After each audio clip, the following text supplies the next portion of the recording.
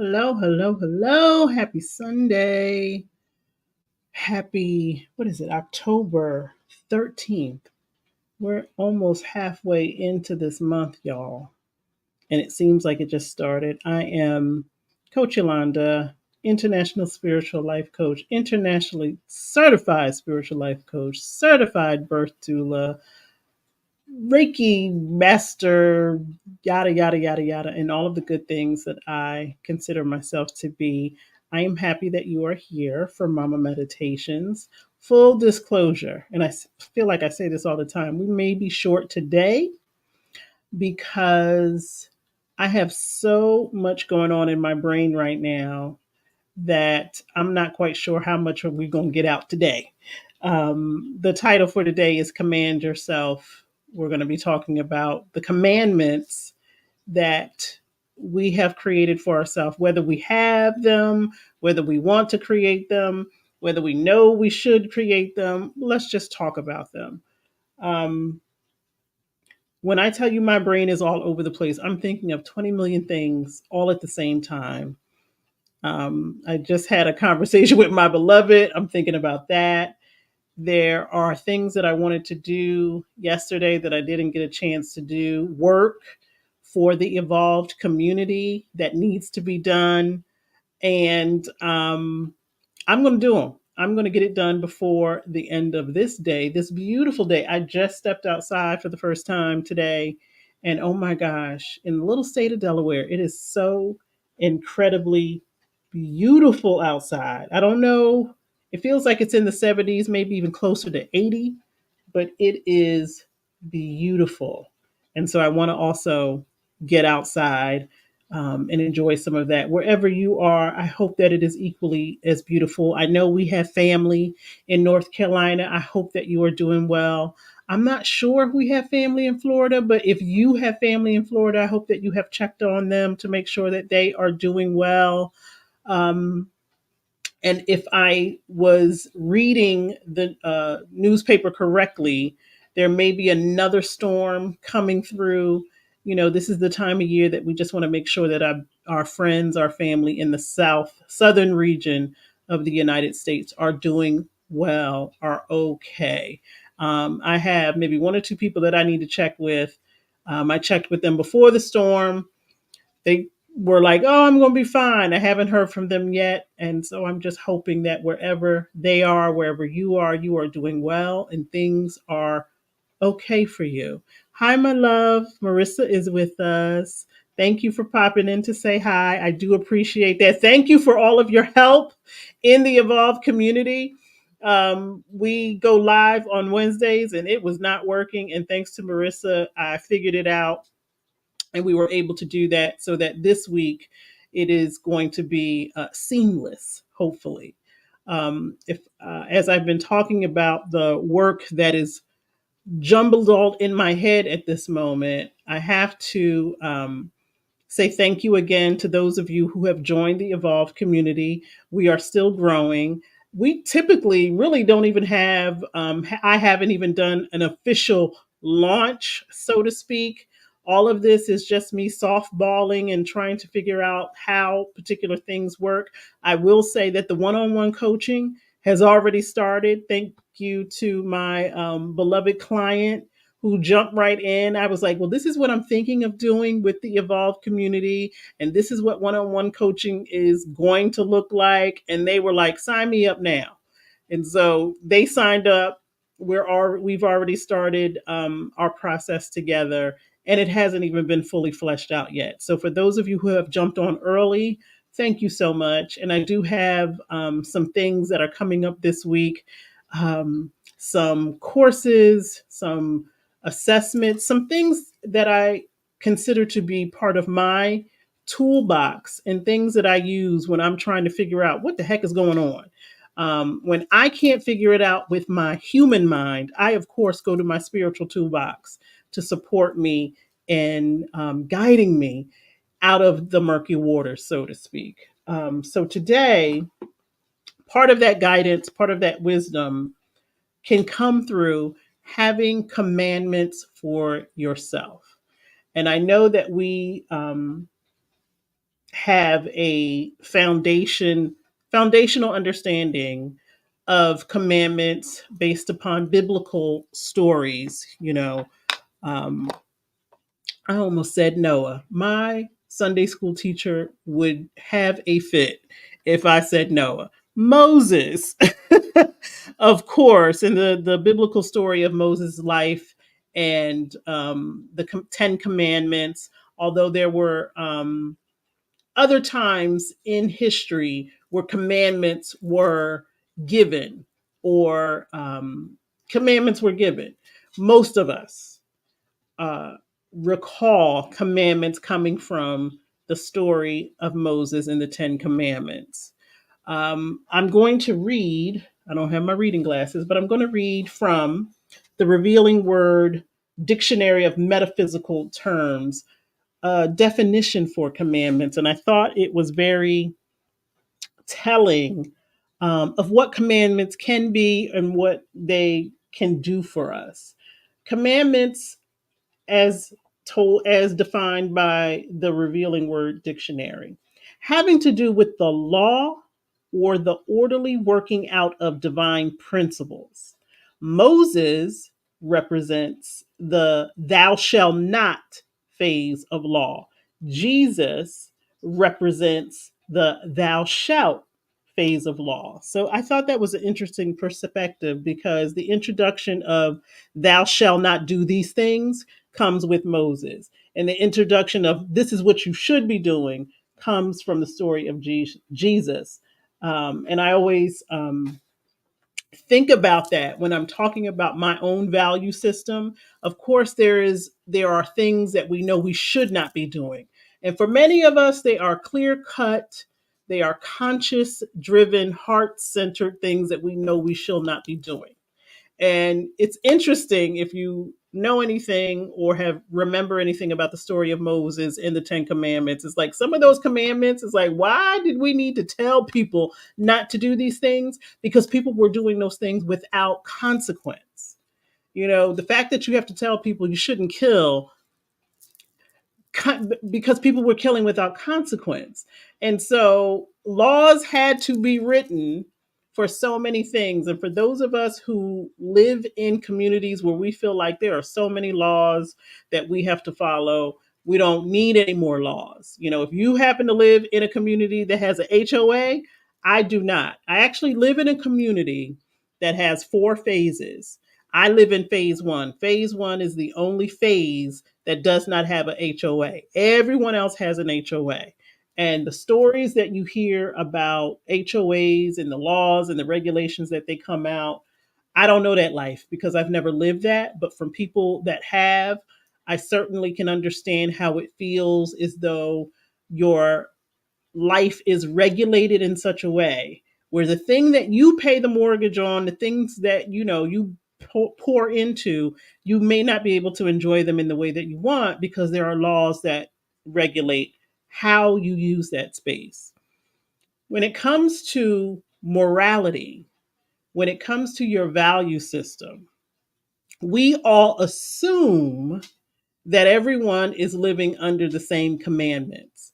But read the newspaper, listen to the news on any given day, and you can see that there are a lot of people who live against particular commandments on a daily basis. But when it comes to our own personal value system, do you have a set of commandments that are supporting you, guiding you in terms of how you live, not just your day to day life, but your spiritual life? Things that have to do with the law or the orderly working out of divine principles. Now, there is universal law, there is man's law, there are so many different laws that we could be talking about for our purposes in restoring, reconnecting, and realigning with our power.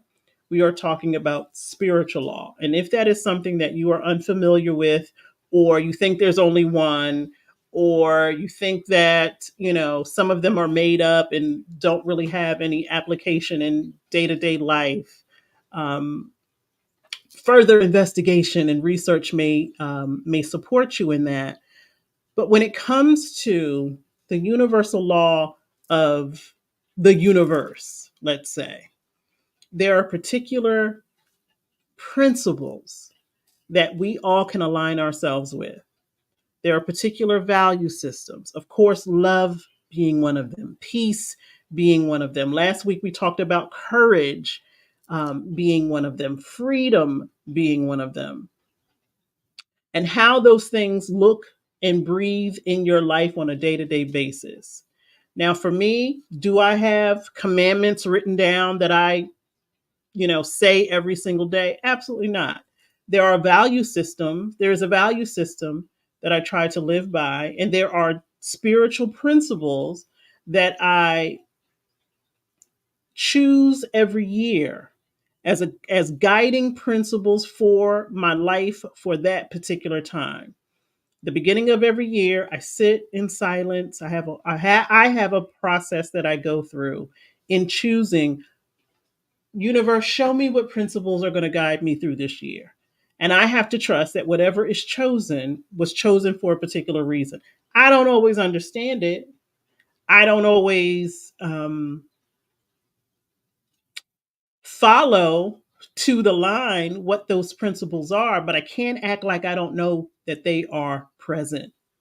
I can't act like, oh, I didn't commit to them.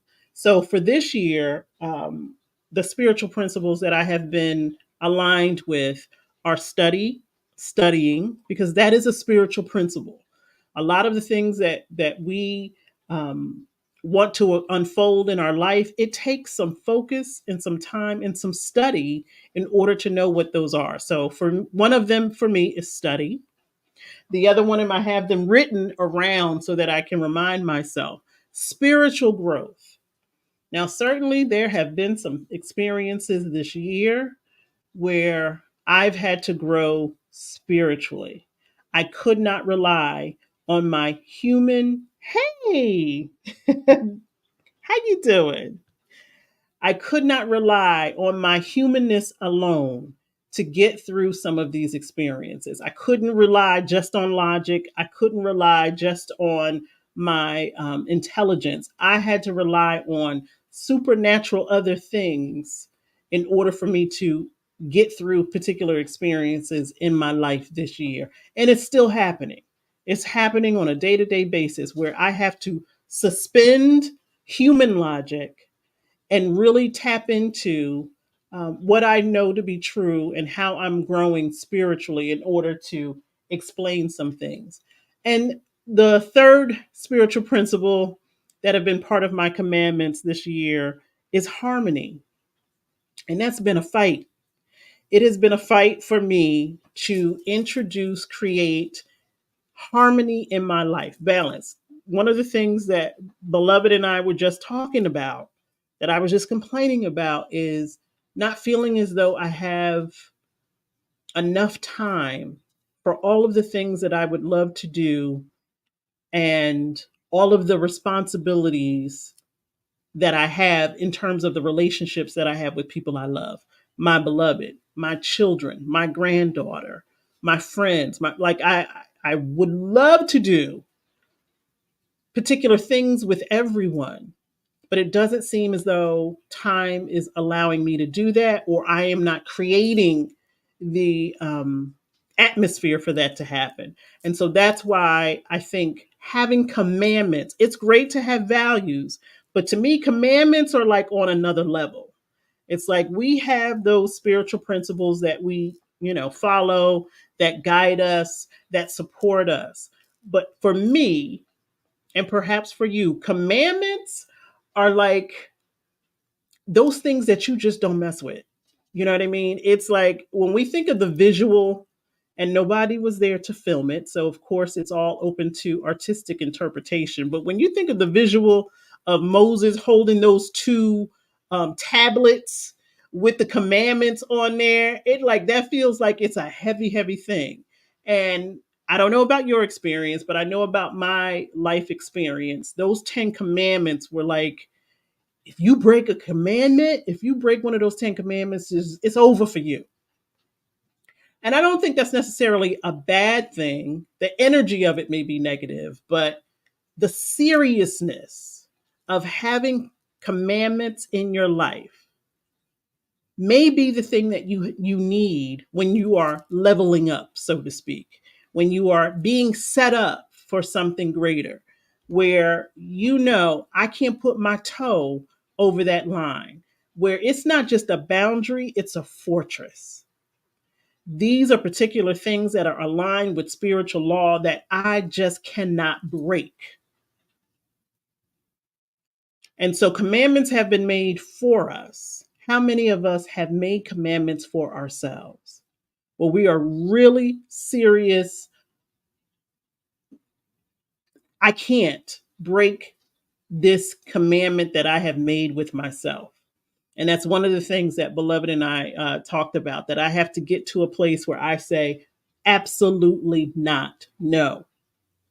Even if that means I have to remove myself from particular places and spaces.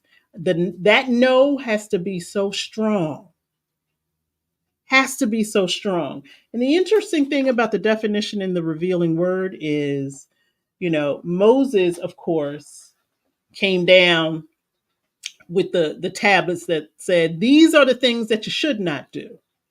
Whereas what the revealing word is outlining for us is that Jesus came along and said, well, these are the things that you should be doing. And I think it's very easy for many of us to say, well, I should be kind, I should be nice, I should be. It's very easy for us to say, these are the commandments that I have no problem operating under. It might be more difficult when we get to the part where we say, these are things that you just cannot do. You just cannot do it. There have been times in my life, and perhaps in your own, where I have had to create a commandment to literally save my life. Um, my past life experience includes um, violence. I don't know any other way to say it. Violence in a relationship. And while I, at the time, believed that love was enough, that the behavior was going to stop, that there was some way that I could change particular things about myself and therefore they would change particular things about themselves, and then the violence would no longer be present. I had to come to the realization that my no has to be no. As hard as it was for not only myself, but everyone else around me to understand why I made the decision that I made, I know in that violent relationship, it was necessary. It was absolutely necessary to save my life. And it cost me greatly. And we talked about this last week, that sometimes being courageous means taking risks that look like everything that you don't want. Leaving particular situations where you are comfortable, where you may even be taken care of. But in order to save myself, my sanity, my mental health, my emotional health, in order to save myself, I have got to cut this off. So that's why sometimes the commandments that we create for ourselves can be difficult, because if it appears as though we are okay, or if we recognize that if I turn away from this, I'm turning away from my financial support, I'm turning away from the life that I know. I'm turning away from everything. And for those of you, particularly individuals like Marissa, who have literally left the United States to live in a country that is unfamiliar to them, it takes not only a lot of courage, but it does take a strong commandment that says, I know I like the comforts of knowing what I know, but I recognize staying in this place, staying in this position is going to, in the long run, be harmful for me. The other thing I want to say about commandments is typically there's the shall, shall, thou shall not, or thou shall. Shall, the word shall, the definition of shall, typically means in the future. So for those of you who are making decisions in your life that are courageous, risky, and you feel like, I don't know what's going to happen. The point is, I'm making this decision now because it's going to be the best thing for me in the future. There has to be a belief that my future self is going to thank me, is going to thank my present self for this choice, for this decision. That's another reason why when you make a commandment, you can't think of it as immediately gratifying. You can't think of it as, if I make this change today, I'm going to see the results of the change tomorrow. Because for the most part, that shall part, thou shall not do this or thou shall do this, you may not see the results of it until the future, which is another reason why it feels so restrictive. And if I go back to the analogy that I used earlier with the HOAs, when people are railing against the HOA, it's because in that immediate moment, you want to be gratified. You telling me I can't put a blow up in front of my house?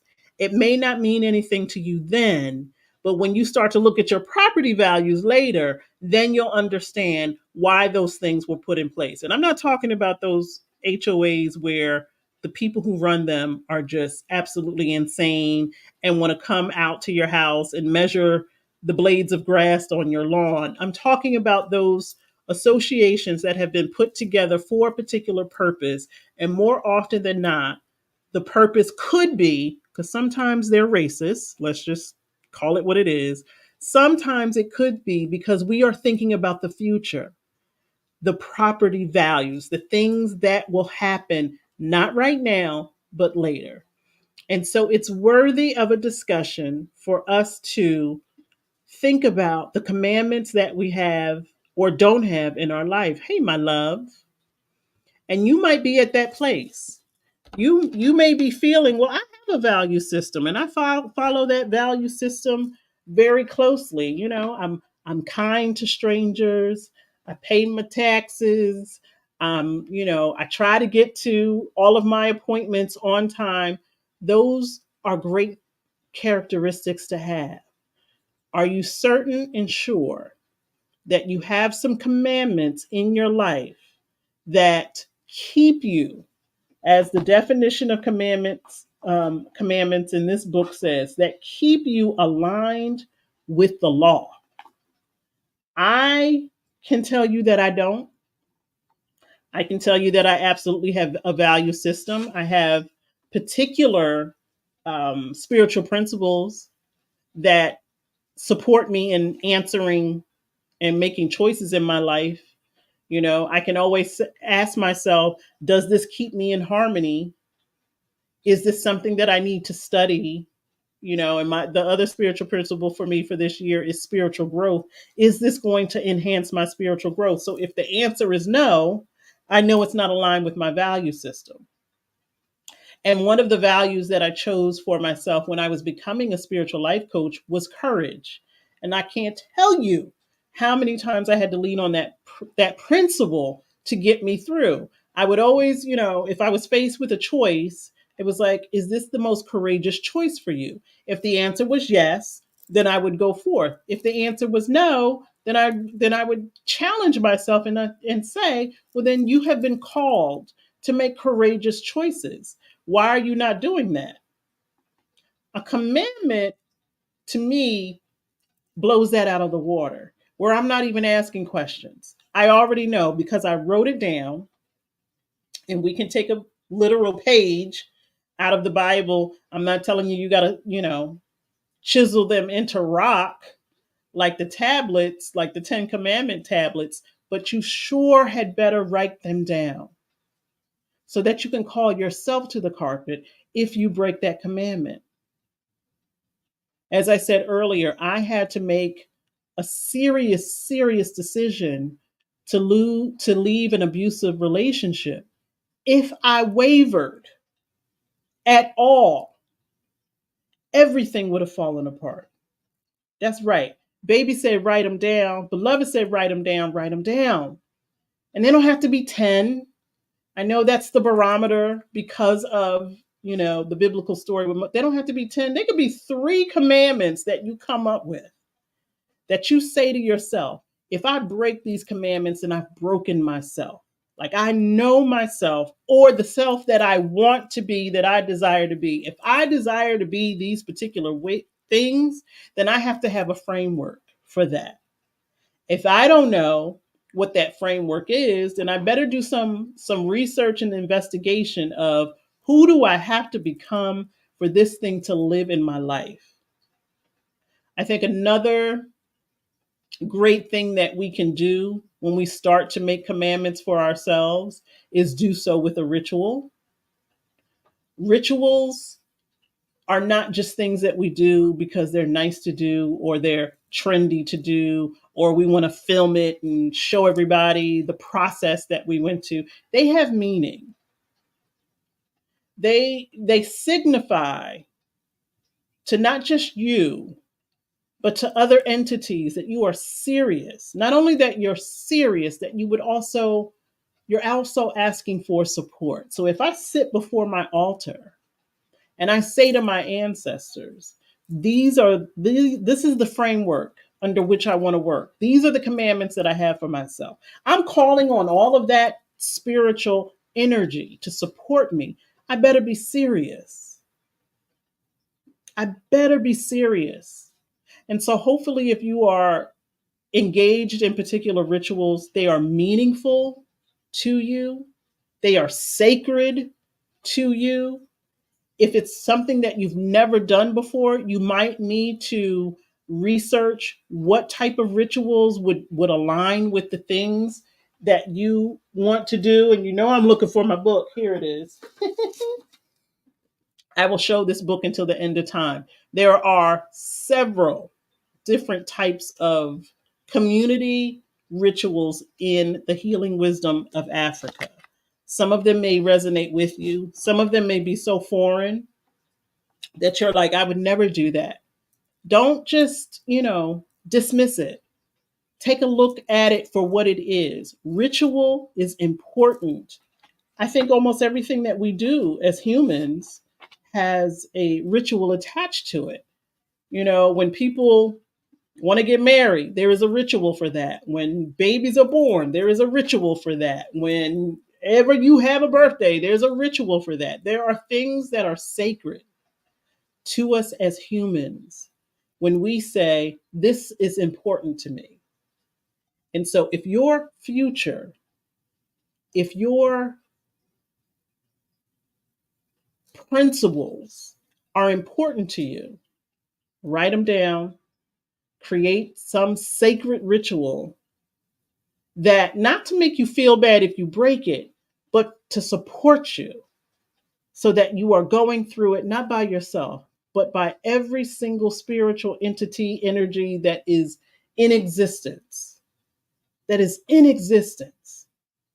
For those of us who have a strong prayer life, if you believe that your prayers are only heard by yourself and perhaps one other entity, you would be mistaken. Prayers are not something that is just a thing for you to do. It is a sacred ritual. We all engage in rituals for a particular reason. And if you are creating a value system, if you are creating commandments, if you are creating anything for your life to support you, anything at all, please let it be sacred, let it be serious, and let it not be something that you are ready to dismiss when something else comes down the pike. And I know we are in a time when so many sacred things are being shared when in the past, it was almost as if you had to go to a particular person to learn a particular um, activity, a particular thing. And now it's like people learn something and 2 days later they want to go throw it online and say, hey, look at what I'm doing now. This is maybe something that you want to do too. There should still be a sacredness to the rituals that individuals engage in, particularly um, if it's not of your culture. If it's of someone else's culture, please have enough respect to keep it sacred. You know, there is a reason why things have been passed down from generation to generation to generation and not just shared with the masses. There's a reason for it. And so, even when reading something that someone has taken the time to put together and present to you, be mindful and be respectful of it. However, you may need to do a lot of research before you engage in a particular ritual if it doesn't speak to you. There have been things that I have, been invited to do that I know I'll never have to do again. I did a sweat lodge. I'll never have to do that again in my life. I appreciate what it did for me the first and the only time. I don't ever, it's never going to be something that and I probably should never say never, but nothing that I'm going to willingly sign up for. I would think things would have to look a particular way for me to climb into a sweat lodge again. All I can say is it was an experience and it did have a benefit for me. And I'm grateful for the introduction of that experience in my life. But I don't ever have to do it again. I really don't have to do it again. And then there are some rituals that I love to engage in. Taking that and combining it with a commandment for my life has me so excited. You may not feel the same. Maybe the only ritual you engage in is writing it down, but write it down so that you can look at it. Last week we talked about the taking your sticky notes and putting your fear and putting what the other side of that fear is so that you can look at literally face your fears. You may need to do that with your commandments. If you were starting a business and you were doing a business plan, one of the things that they ask is what is the mission statement and what is the vision? Right? If people are going to invest money into your business, they want to know, well, what's the mission? What do you do? What is the why? What's the why? And what is the vision statement? I don't know of any vision, I don't know of any business plan that doesn't have at least those two elements in the very, very beginning. Because why would somebody give you money if you are not clear about what your mission is or you're not clear about what your vision is? The same is true for your life. And I've heard of families, I've heard of parents sitting down with their children, maybe every month or every other month, talking about what is the mission of this family? What is the vision of this family? And really ingraining that in every single member. When boards come together, I sit on at least two boards. We talk about what is the mission, what is the vision, because that keeps you centered and your why. Commandments will do the same thing for you. These are things that I know I am not going to do. I am not going to engage in because my future self depends upon me making these choices and decisions today and now. And this isn't about, again, instant gratification, that if I make this declaration today, then my life is going to look fabulous tomorrow. This is investment. If you put money into an investment, you don't expect to see the returns tomorrow. Although, one of the funniest episodes of Living Single for me is when everyone asked Kyle to invest money and then they kept bothering him every single day. They kept bothering that man. Well, how much did I make today? How much did I make today? He's like, you literally gave me $3 yesterday. So when you are investing in something, you're not going to see the returns immediately. The same is true for how you are building up your life. You are doing and making choices today because your future self is going to need you to do these things now so that you're aligned with your mission, you're aligned with your vision, You're not all over the place doing this one day, doing something else the next day because you don't have a clear, defined vision. There are no commandments that you are living by. So you're just all over the place. Hey, Miss Giselle, how are you, my love? And for any of us who feels like that's what life has been looking like as of late, and I just said this to my beloved, the reason why I'm frustrated is because my life doesn't look the way that I would like for it to look. And that means because I don't have any commandments, I've got values, a value system. It's great. It's great to have a value system.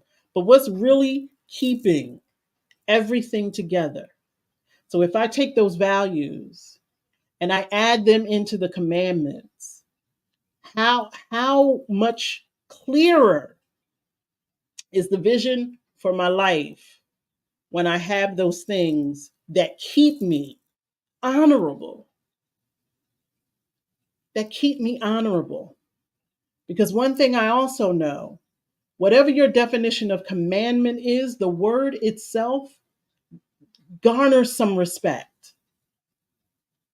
You know, for those of us who have ever tried to change a habit or try to do something that takes a lot of willpower and courage, like lose weight or budget. Whew. Have you ever tried to live within a budget when you're coming off of spending all of the money that you want to at any time? It feels like a punishment. If you've ever had the experience where you had unlimited income and you could do what you want when you want it and you didn't have to worry about it, and now you're on a budget and you can look at any film, any movie where the main character had to do that. It is very, very hard to change a habit immediately. It's darn near impossible. Um, I can remember a time when my father got really, really, really sick, and my father was a smoker, and he smoked some of the worst cigarettes ever created by man. He smoked Camel cigarettes, smoked them like a smokestack, and then he got sick. And when he was in the hospital, you know, the doctor was like, I don't know. This might be it for him because he's not really responding to treatment. He's not really responding to, you know, what we're trying to do. He was unconscious, wasn't waking up. And we, you know, they were really having a conversation with us. This might be it for him because he's just non-responsive. And at this point, he had been in the hospital for 3 days.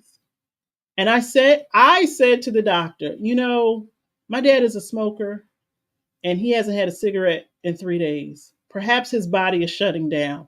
How about we put a nicotine patch on him and see what happens? And I guarantee you, we had that meeting that morning. They put the nicotine patch on that man. By that evening, he was sitting up in the bed talking about, whoo, I was almost out of here. And I was like, you have got to be kidding me. You know, but sometimes that's what happens when we try to do stuff cold turkey, right? When we try to go from one habit to another without a game plan and without some way to ease ourselves into it. Because sometimes we'll ease ourselves right back into the old behavior that got us in that place to begin with. So, for any single one of us who are doing courageous, risky things in our life, you have to have a game plan. It is not as easy as, okay, I was spending hundreds of dollars last month. This month, I can't spend any money. It's literally like the shock of going through withdrawal. Rachel says you're on your fourth try this year breaking your split.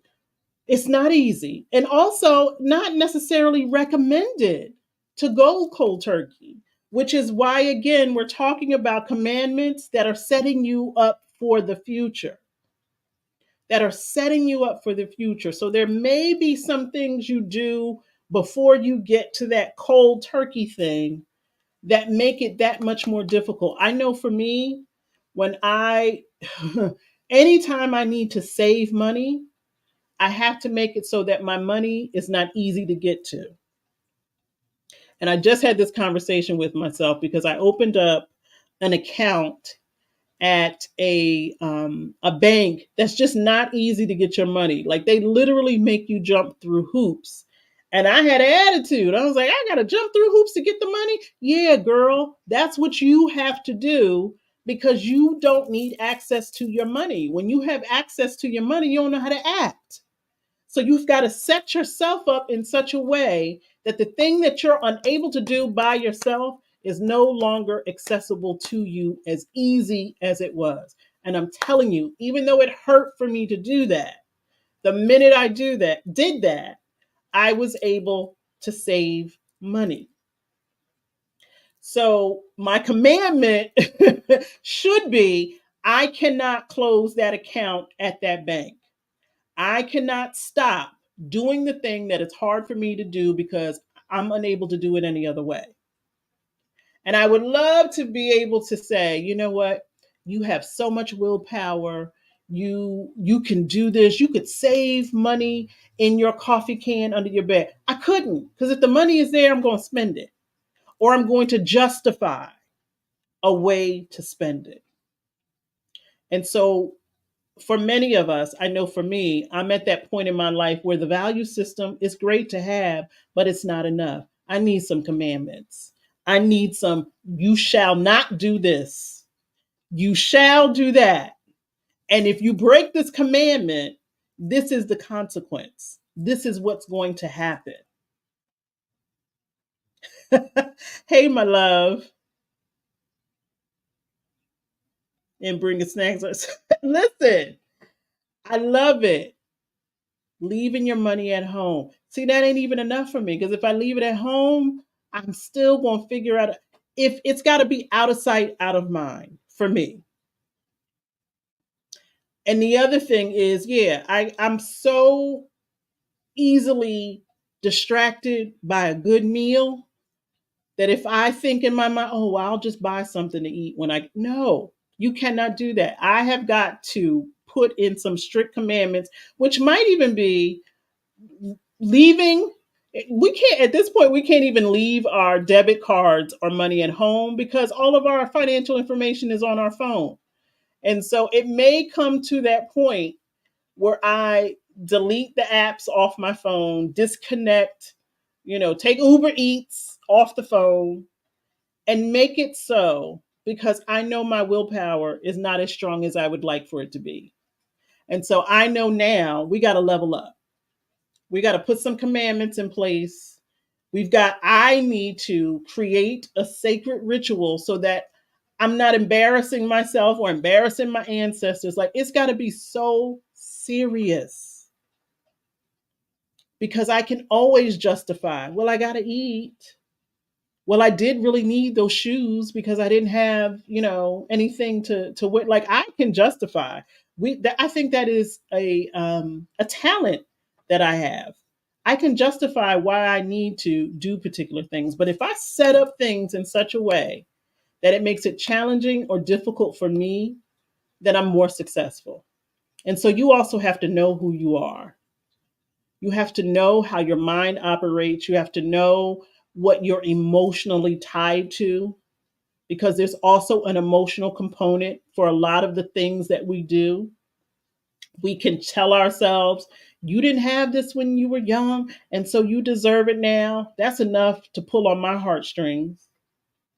We have this ongoing challenge at the child care center that I work at where parents are just either dropping their children off late or picking them up late. And, our policy says we should terminate them. But for me, it's not the child's fault that the parents are being disobedient. And more often than not, the children that, in my opinion, really, really love and benefit being at our center are the ones who are being picked up or dropped off late. And so to me, I see the benefit to that child. And I don't believe a child should have to be punished because their parent is unable to keep commitments. And so there are things that we're going to have to put in place, and they're going to be difficult, and they're going to be harsh. They're going to seem harsh, and they probably are going to be harsh. But if we don't, the message won't be clear. There are just some individuals, no matter what you say, no matter what is presented on paper, you have to make it real. And sometimes you have to make it real difficult. And it's unfortunate, but that's part of the human experience. And I think that's part of who we are as humans. Unless things are challenging or difficult, we don't always listen. Now, you have those who are habitual rule followers who may not need these kind of things in their lives. And, the things that we're talking about are not addiction, because that's something totally different. We're talking about, as we did last week, the courage to say no, even when in your current state, it seems as though it's beneficial for you. When I talked about leaving an abusive relationship, I had to give up everything, my home, my car. Like, I had to leave everything. It reminds me of, in the film and in her life, Tina Turner, when she walked away from everything. It's like, you can have all that stuff. I don't want any of it, even though she earned it, even though none of that stuff would have been obtainable if it wasn't for her and her talent. None of it. She was willing to walk away from it because the bigger issue was, what is my future going to look like if I don't make this decision? And for her, it might have looked like death. That man might have killed her finally if she hadn't made, or she might have done that to herself if she didn't make that decision to say, I got to walk away. This is now my commandment. And not only do I walk away, I can't ever look back. Because something that will often happen for most of us, and I'm sure, Rachel, that you are experiencing this too, if this is your fourth time trying to break your smoking habit, it's that you could be doing good, you could be doing great, and then something happens and you go right back to the familiar pattern because it did bring you comfort. So many of us do that.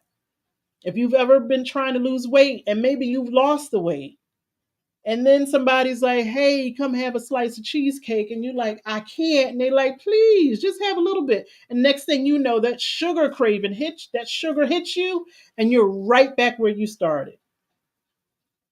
You're right back where you started. And so creating things in our lives when the human parts of our brain are not responsive, we cannot forget that there is a spiritual component within each and every single one of us. We cannot forget that. And so aligning your spiritual principles is great. Having a value system is great. Having commandments may make it that much more real for you, where now you having a conversation between you and the God of your understanding that says, hey, I've tried to do it on my own. I've tried to do it my way, but I may have forgotten that there are parts of me that connect to a higher authority and a higher power that I may not have consulted with. And you might have prayed over it. You might have, done those things. But are you listening to, or have we been listening to the way in which spiritual energy communicates? And spiritual communication is very clear. There are particular laws that you cannot break, that you cannot live against, that you have to align yourself with. You have to. As your mindset shifts, your behavior changes over time. Amen. It has been hard to be accountable to my goal during moments of support. It's aligning my environment to honor my needs in my community. Listen, and that's exactly what we're talking about. It's like those HOAs that nobody likes. You go into those communities, those communities are beautiful. And again, I'm not talking about those who use them to exclude people and to control. I'm talking about those who say, listen, we know how y'all can be, you know, but this is the way in which this community has decided it's going to be. So these are the rules. And if you break the rules, these are the consequences. We move the needle. I know I move the needle in terms of the consequences. It's like, okay, I said I wasn't going to be able to do XYZ if I did this thing. Well, maybe I'll do X and not YZ. Like we move the needle. It's too easy for us in our humanness to do that. And I'm so glad that you brought up mindset shift because one of the courses that I'm going to be presenting on the Evolve community is actually entitled Shift Happens. Like, how do you make that shift in your mindset so that your behavior also changes? Because remember, they're all interchangeable. What you think mentally impacts what you do behaviorally, and what you do behaviorally can impact what you do emotionally, and so on and so forth. They're all intertwined. And as a spiritual life coach, I'm never going to tell anybody a mindset shift is very easy. It's not. But if you introduce some tools in your life, it can support you more so than you trying to do it just by yourself. It can be so, so difficult. I am thinking of ways in which I can challenge myself physically, but because I am who I am, I know that I'm moving the needle. It's like, well, if you do this, then maybe you'll start to change. No, we're beyond that. Yolanda, um, because I have a strong sense of self, I also have a strong sense of what I'm going to do and what I'm not going to do. And that needs to be reined in, so to speak. That needs to be, I don't want to say controlled, but it definitely needs to be, um, well, yeah, it needs to be controlled. And so for those of us who are talking about restoring, reclaiming, and reconnecting our power, it can be even more challenging. When you have a strong sense of self, you can very easily think that you know best and that you know the way that it should happen. And can't nobody help me with this because I know who I am. Trust me, we all need support, particularly when we are trying to change a behavior that has benefited us. I mean, we can't act like some of the things that we are doing have not been of benefit. I can't act like the food that I've been eating. Child, I had some fried fish on Friday. It was a blessing to my spirit. It was so delicious. And I know I'm not supposed to be eating it, but it was so delicious. It is difficult to give up things that seem to have a benefit in our lives. And so as we're talking about courage, as we're talking about commandments, we have to be truthful. We need some things implemented in our life that are going to change the behavior and the mindset. I know these things are not good for me. I know Rachel knows what smoking will do for her. We're not ignorant. We know. It's challenging because these things feel good. They feel good. And they're telling us that they're good for us. When you don't have anybody else, you got chocolate chip cookies. I'm grateful to my daughter. We were getting the grocery list together, and I could see what she was getting, and she could see what I was getting. And I recognized that we didn't get any sweets. And when I asked her about that, she said, because you can't control yourself. I'm grateful for her. But I know what that means. Now, she's a little tiny thing. She could eat a cookie, and some cake, and it's not going to bother her the way that it bothers me. So she's willing to give up the things that she likes because she wants to make sure her mother is not indulging in things that she's not supposed to have. That's love. That's love.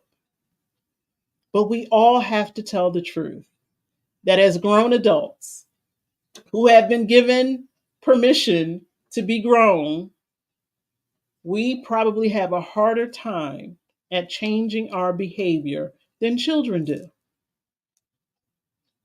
And I'm saying this as someone who sees children repeatedly doing the same thing over and over, even though they've been told to stop. I see myself on a daily basis acting like a 4-year-old when I know I'm not supposed to eat particular things. You weren't supposed to hear that part. When I know I'm not supposed to eat particular things, but then my mind in the back of my mind is like, well, you haven't had it in a while. One time won't hurt. How do I know that? How did I know that that's not the one time that I shouldn't be eating that thing and that thing might take me out? And similar to my father, I don't ever want it to get that bad. He just needed nicotine. His body had gone through withdrawal. And I was like, that man ain't had a cigarette. The minute they put some nicotine in his system, he sat right up in the bed, was like, whew, I can't believe I was almost out of here. The man had no commandments in terms of not doing things that were harmful to him. He knew it was harmful. We know the things that are harmful to us, and we still indulge because it can be so challenging. And so we have our value systems. I said last week, I know every single person that listens to these meditations, you have a strong value system. I know it. You are interested in personal development. You are interested in your life being aligned with spiritual. I know it. And you probably have boundaries. You probably could strengthen a lot of those boundaries. I know there are boundaries that I need to strengthen as well. Beloved and I were just talking about that. I know you have that, but do you have? I know I do not. And I'm hoping that this conversation will allow all of us to see that maybe there's something else we need. We need some commandments on some tablets that feel like if I break this commandment, then I have broken my covenant with the God of my understanding. It's got to be real. Real, real, real. Oh my God. The pleasure chemicals in the food. I even ask, so we go to this particular place to get this particular stuff. And I even asked them, what are y'all putting in this food? What else are y'all putting? Because this just ain't what I'm seeing. You gotta be adding something else. And they laughed, like, no, we're not, but there's something. Because what would make me harm myself, but also tell myself it's gonna be good for you. It's gonna be good to you. I need some commandments. Perhaps y'all need some too. Wednesdays in the Evolve community is where we do a deeper dive in the work that we talked about on Sunday. So we will be crafting commandments on Wednesday night, this Wednesday at 6 o'clock Eastern Time in the Evolve community. um, I'm going to be transparent with the commandments that I know that I need in my life for my physical maturity, my spiritual maturity, my mental, and I need to be mentally, emotionally, spiritually, and physically mature.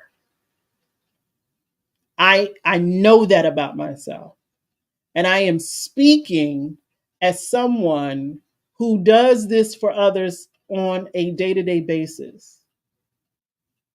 I know that I need something beyond the value system that I have for myself, beyond the mission statement that I have for myself, beyond the vision statement that I have for myself, beyond the intention that I have for myself. We have gotten to a place where I desire to be so powerful in who I am and who I'm becoming, that I'm willing to set myself up for the future by making some commandments and recognizing that following those commandments are also going to be challenging. But if I have the commandments, I've written them down, now I can construct my life in such a way where I can say, this needs to be eliminated, this can stay, this needs to go, this can stay, or we need to pull something else in. And perhaps you are at that same point in your life. Oh, look at the healing that's going on in the comment section. Let me start at. You might be at that point in your life where you're like, I need something else. And as someone who engages in rituals, sacred rituals, I recognize that at some point in time, what I've been doing, it needs to be elevated. And so what you've been doing in your life, it may need to be elevated because you are being elevated. It's it's similar to, let's say, the prayer that you used to pray before you ate your food. Remember when we were all kids and we all said the same prayer?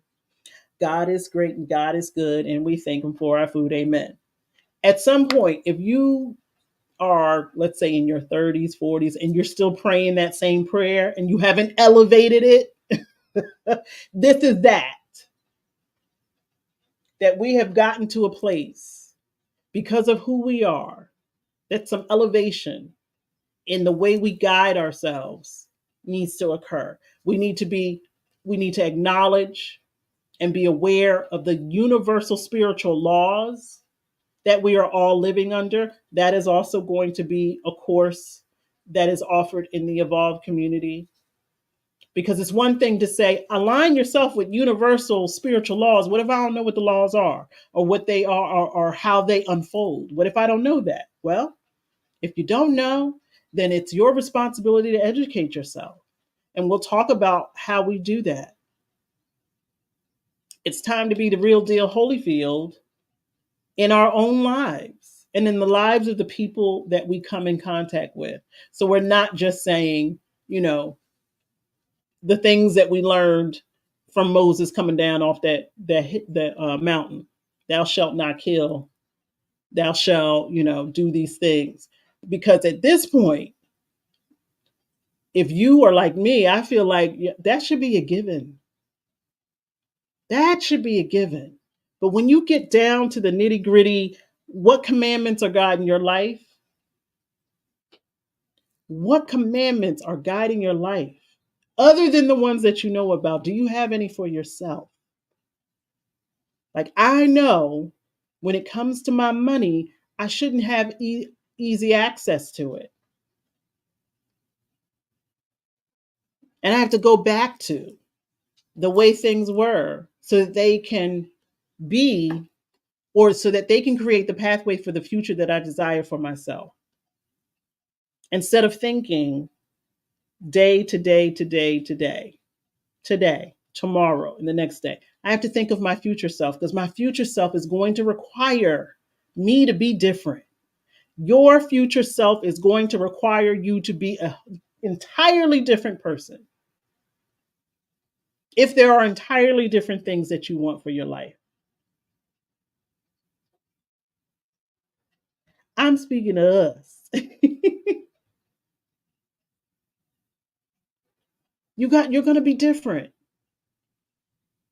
And the choices you make today have to be reflective of the you that you want to be. So, Yolanda, if you're still choosing to have fried fish on a Friday, your future self is going to look like that. Instead of, I need to make wiser choices today so that future me will say thank you for making those choices and decisions. Thank you for thinking of me in the future, that you were willing to give up the instant gratification of today so that future us could be a different version. And that might mean, again, making some choices that seem to be difficult and contrary to who you desire to be. There are many of us that have to make choices that look like this is the worst thing that you could do. But if you are truly believing that you are becoming someone or something different, then hopefully you can do that with the mindset of it may not make sense now, but it will make sense in the long run. Last week I talked about when my mother would say, "Oh, we're going to be eating beans for the next couple of months." And what that really meant was the behaviors that we had gotten used to, like eating out, takeout, going to McDonald's after school, all of those things had to stop. Now, when you're a kid, it feels like a punishment. What do you mean we don't get pizza on Friday? What do you mean we can't have Chinese food on Saturday? What do you mean we can't, go to McDonald's after? What do you mean we can't go to that feels like a punishment. But what it really was my mother's way of saying future us is going to look different. So we're going to stop some of the things that we like to do so that we can do the things we love to do in the future, because that's just what it is right now. We have no idea, those of us who are living here in the United States, we have no idea what the next month is going to bring forth in terms of the weather, the elections, the economy. We have no idea. So we may have to make some decisions now for the future and get away from this instant gratification that we have all gotten used to. We are living in a time that if we want something, we hit a button, it literally could be there in hours. And then we get upset when something takes time. How many of us are checking our tracking information, waiting for something to be sent to us? It's like, I might be aging myself, but there was a time when you put something in the mail, it took forever to get where it needed to go. But we have gotten so used to things being instantly provided that we get annoyed when things take their natural course. When things take their natural course, we are now upset. How come this is taking 3 days? This shouldn't take 3 days. Ma'am, that thing has to come from an entirely different country. But that's the energy that we're all living in, where things are instant. And planning for the future seems crazy, seems foreign. So command yourself. How are you commanding yourself? And if you are like me and you are willing to commit, I have no command over myself. I'm just out here doing what I want to do because it feels good, instead of aligning myself with universal spiritual laws that say, when you do this, this is the outcome. Those laws are very clear, very, very clear. And yet we're shocked and surprised. Oh my gosh, I can't believe that there was a consequence to the thing that I did. And it could be because we see so many people living without consequences. They just saying anything that comes in their head and doing things without consequence. I know the last couple of years, we've seen so many people do so many atrocious things without consequence that maybe in our brains we think, well, I should be able to just be out here without some framework. No, ma'am, no, sir. You are a spiritual being having a limited temporary human experience. Everything means everything. Everything means something. And everything comes with a consequence because that is how universal law works. And so aligning ourselves with that law instead of fighting against it is our best bet. And so our meditation today is about setting ourselves up. How are you setting yourself up? Are you aligned with spiritual principle, spiritual law, or are you just doing what you want to do? Oh, hello, beloved. We are grateful for your presence. Oh, before we get into the meditation, let me just say again that I'm grateful to those of you who have joined the Evolved community. As I said earlier, we haven't even really officially launched because I'm still building, and it is easier for me to build when people are there instead of me just, doing the feedback all on my own. So even if um, you don't quite understand what it is, I still appreciate the feedback. Um, I'm grateful for the opportunity to be given the opportunity to build something and have people in the midst while you're building it and them not feeling like, I don't know about y'all, but if you've ever had someone invite you to something and it wasn't completely finished and you're like, why you have me over here and this thing's not even done? I have been invited to people's houses as they are literally still putting in flooring, painting the walls. And I'm kind of like, am I here to help or what am I here for? So I'm grateful for those of you who have joined, even in the midst of it still being built, because in the past I felt like I want everything perfect and then I'll invite people in. But then it was never perfect. I kept tweaking this, tweaking that, tweaking this, tweaking that, and things never got off the ground. And so I said, okay, we're going to do this differently. I trust y'all. Y'all trust me.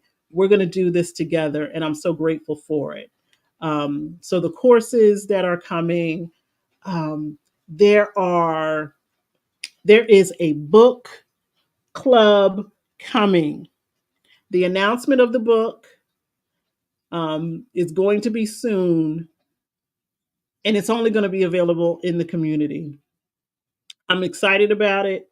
It is a book that I have read, that I continue to read, and that I continue to go to, and I'm excited about that. I'm excited about a lot of things, um, and so one of the ways in which I can continue that excitement is setting myself up for the future. And so the setup that we all have to engage in, we all have to engage, we all have to think about, how can I set myself up for the future me? I got all these dreams, all these plans, and they will just continue to be dreams and plans, like I said before, in your notebook, if you're not actually putting things in place, putting things in motion. Yes, your mindset has to be there.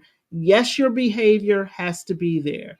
And there has to be an acknowledgement that I may not see the effects of what I'm doing for quite some time. I know this world is designed to have everybody think that everything is going to happen in an instant. Read my book, and in 90 days, you'll have a six-figure business. Do this, and in 90 days you're gonna, whatever, whatever, whatever. And a 90-day window is a great window to have. But what happens if you do everything you were told to do in those 90 days and it doesn't happen?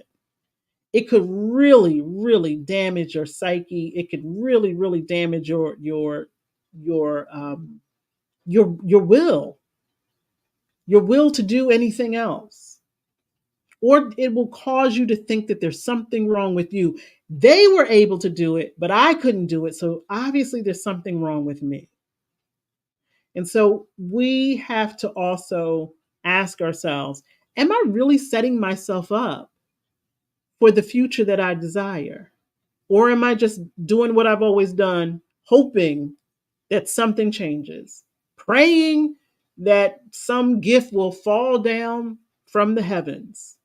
Or am I aligning myself with spiritual principles, spiritual law, and commandments so that what I see in the future has no choice but to unfold? Similar to what we feel might be a restrictive HOA or a restrictive legal system.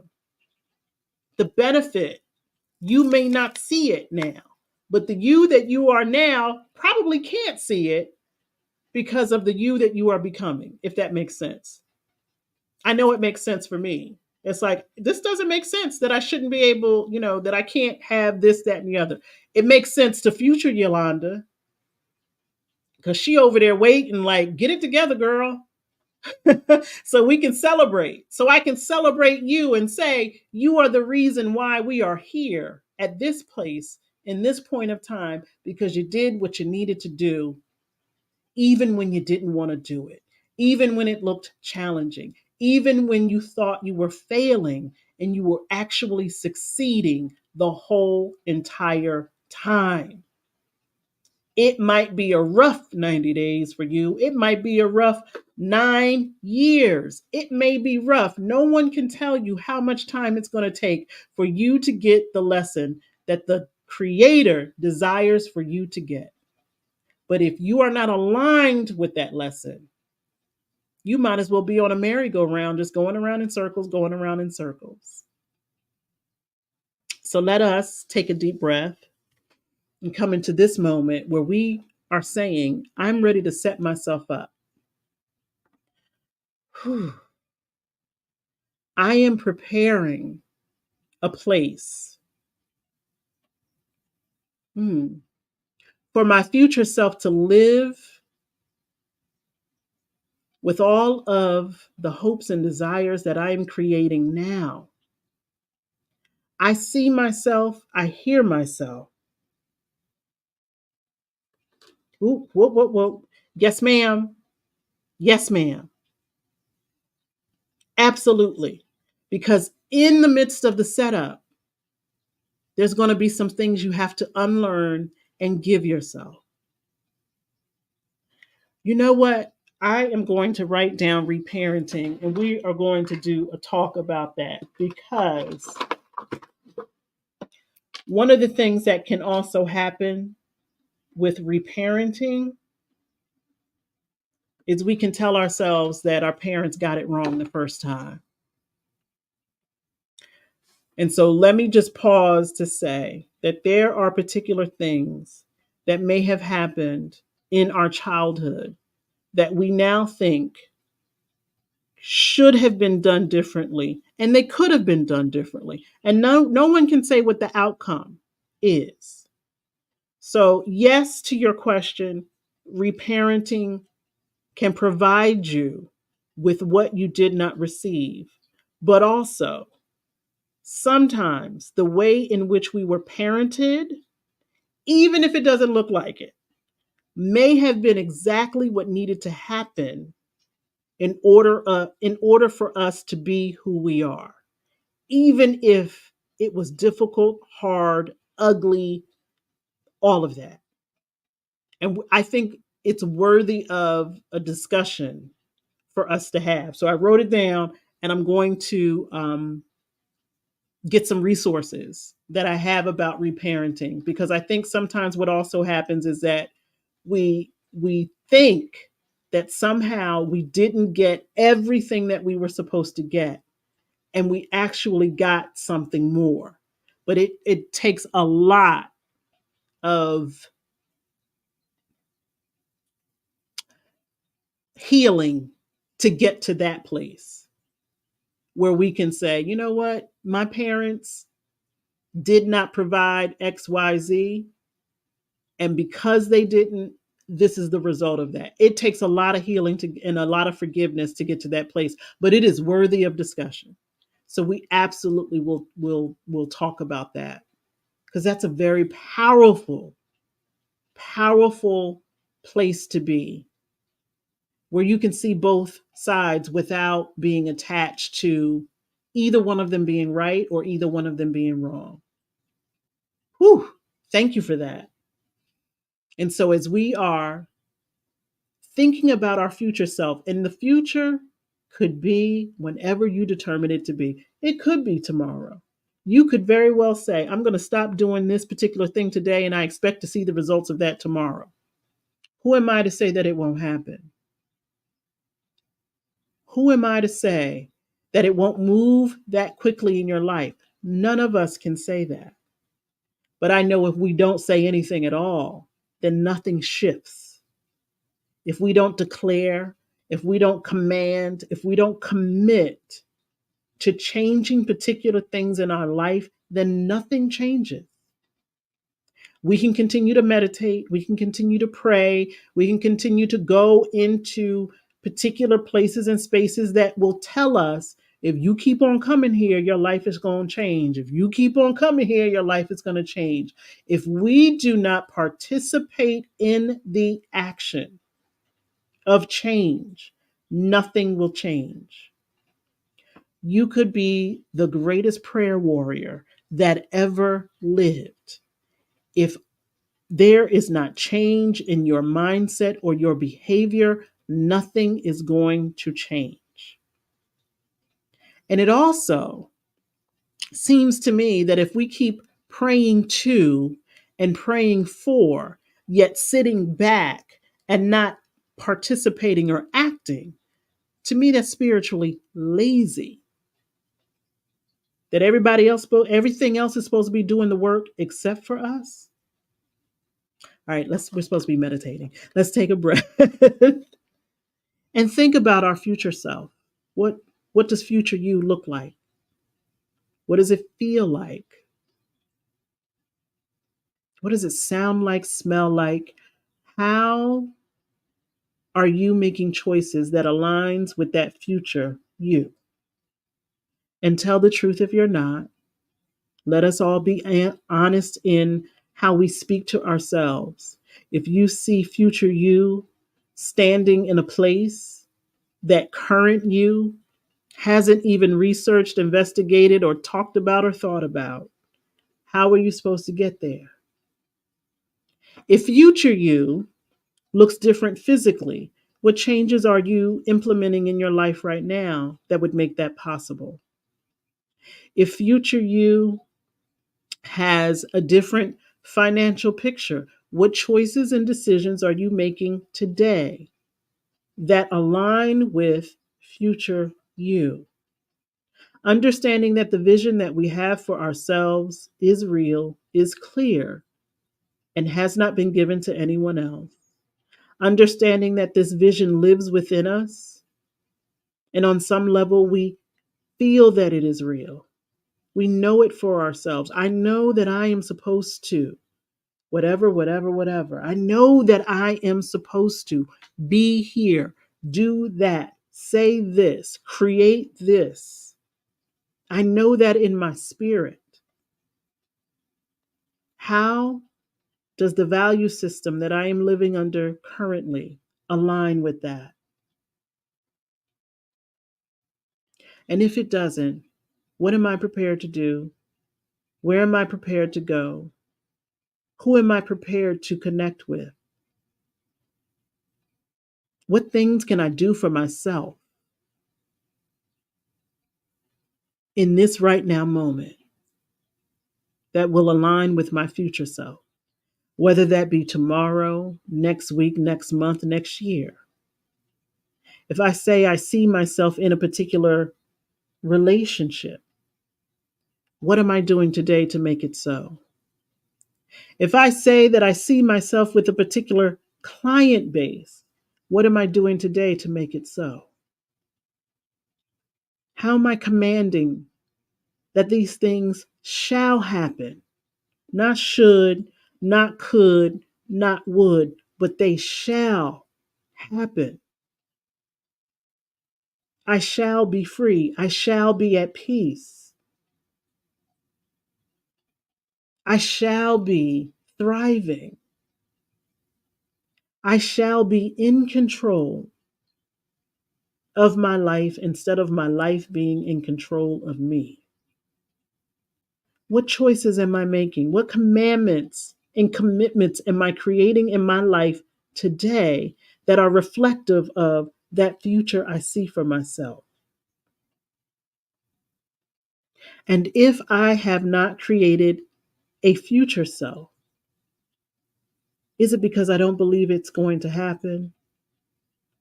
Is it that I'm no longer able to dream?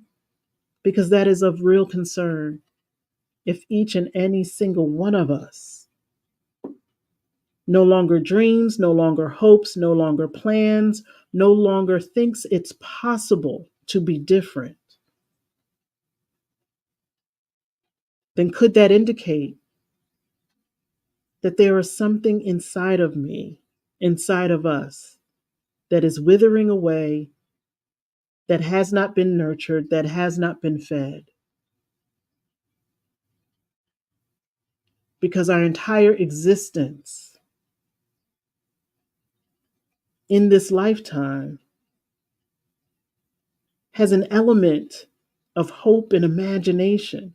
Before we became a thing in our mother's bellies, we were an imagination, we were a thought. Before we were birthed into this world, and our mothers felt us in their bodies with imagination of what we would look like, what we would sound like. We are literally the figment of other people's imagination. And if we have that as a part of who we are, how do we lose that? How does that stop? Why would that ever end or cease to exist within us that we can't imagine something different for ourselves?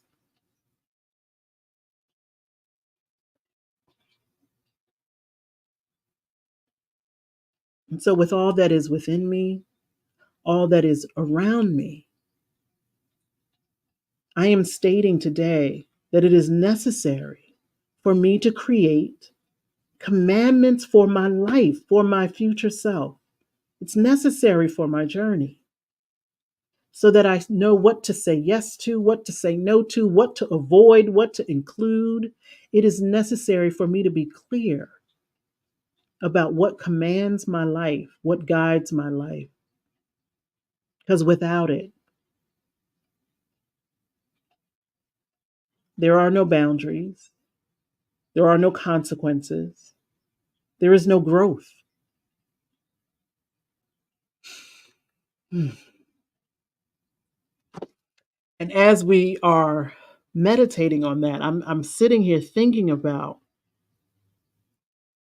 um, or I have a image of a car without any brakes, without suspension.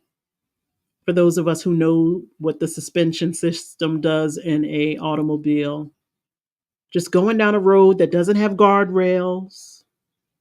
There's just nothing. No steering wheel even. It just is moving and could go wherever it goes. No guidance. And to me, that's what living a life without a value system, without principles, without aligning yourselves to universal law, without commandments, without boundaries, that's what life looks like. A speeding car with no control,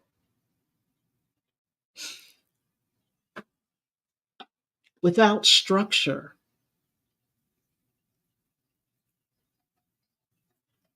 And even if you take a non traditional route and journey through life, there still needs to be some structure, some pathway. And so, as we are thinking about the commandments that we are going to create for our life, think about your life without it and what has been happening. Are you setting yourself up or are you just upset? I mean, I know, and it's exactly what I said to Beloved. I'm upset, I'm frustrated because things are not looking the way that I desire. But guess what, Yolanda? Who's responsible for that? Me. If I don't have something that is guiding me and directing my choices and decisions, of course I'm going to be frustrated. Of course we're going to be scared.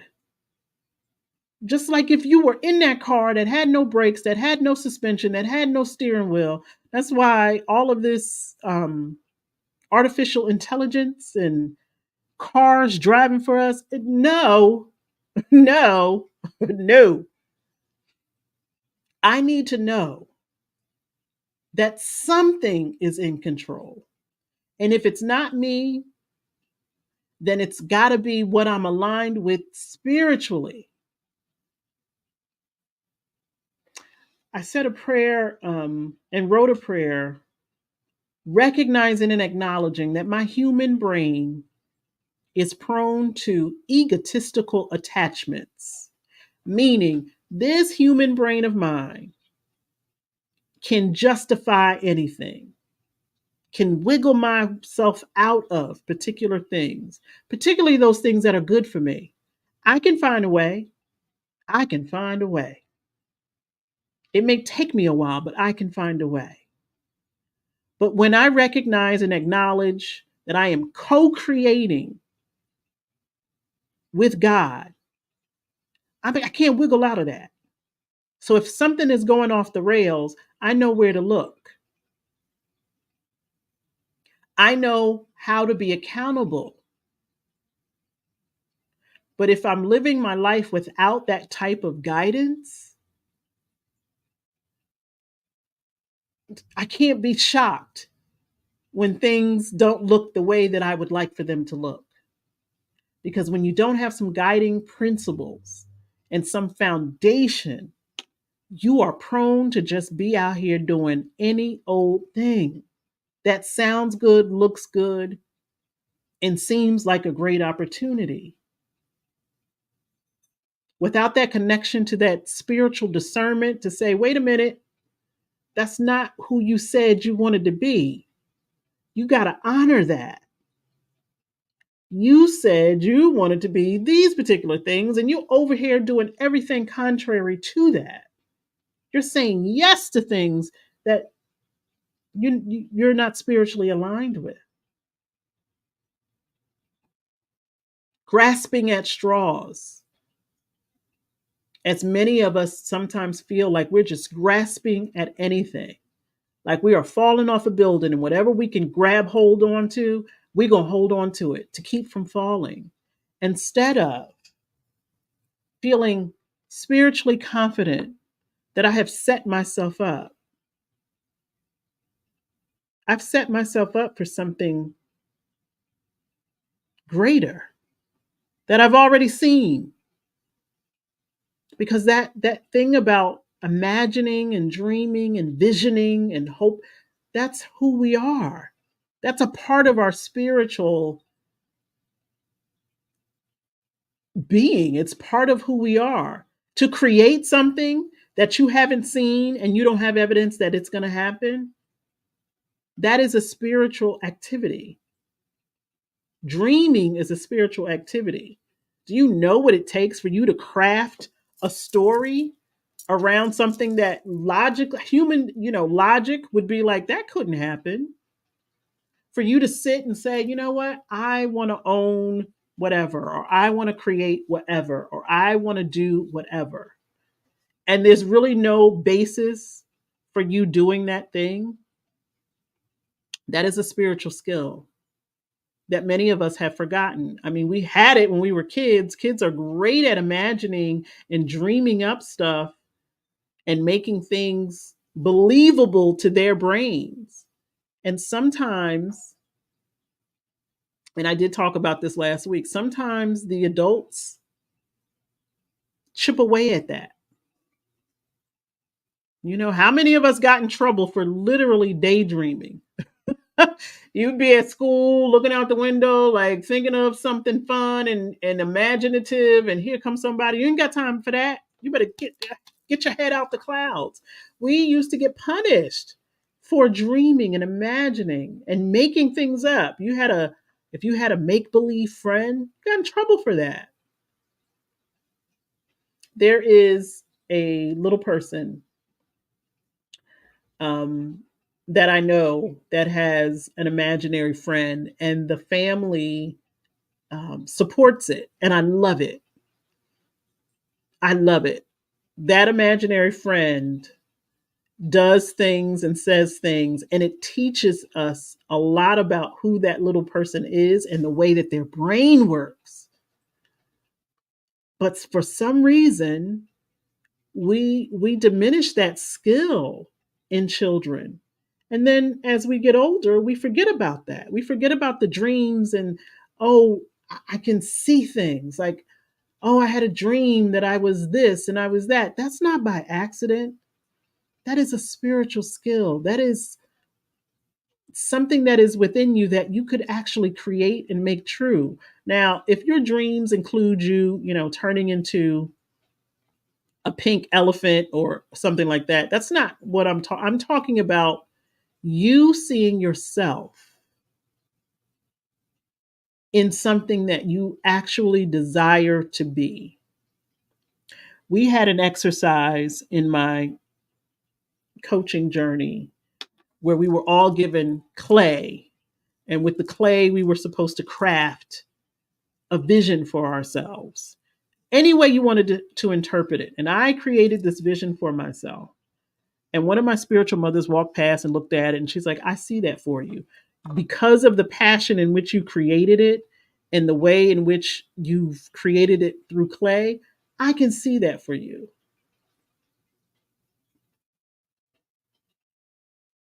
Continue to do that and recognize that if you are doing that, that if you align that with spiritual principles that make that thing come true for you, that is more, I think that is more exciting than anyone giving you something.